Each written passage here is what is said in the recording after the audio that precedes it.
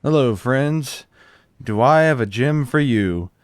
I do believe I have cultivated the best invasion build as of patch 1.3.3 in Elden Ring.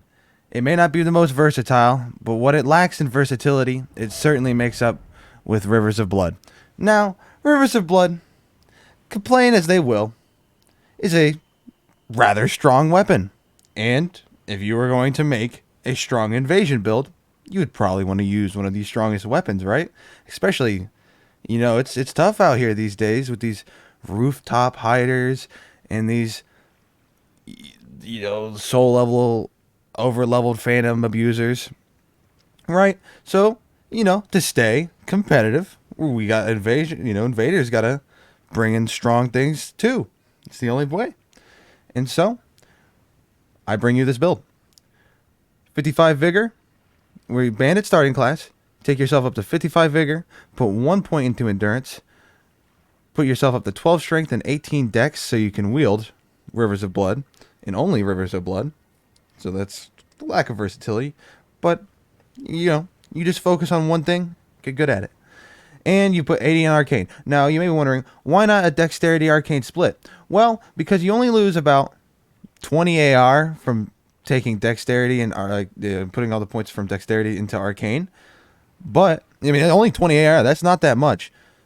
While you also gain a ton of Blood Loss buildup, which synergizes with our next phase. White Mask and Lord of Blood's Exaltation.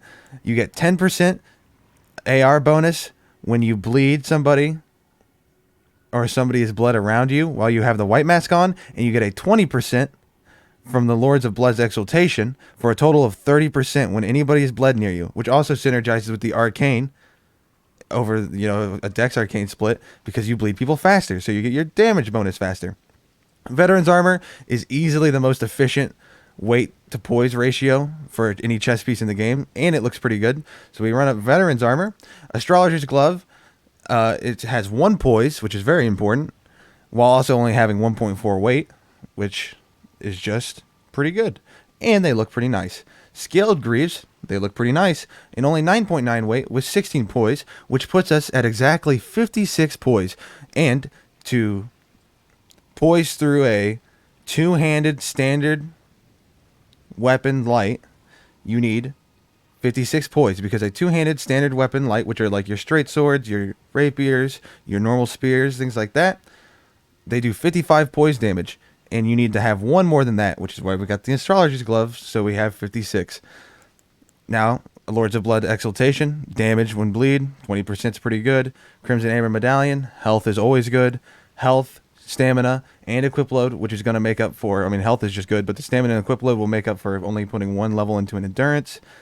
Great Jar's Arsenal is going to let us get enough carry weight to medium roll while also having 56 poise, so that's always good. And poise is pretty nice. It's a nice passive ability. But we go to our flask.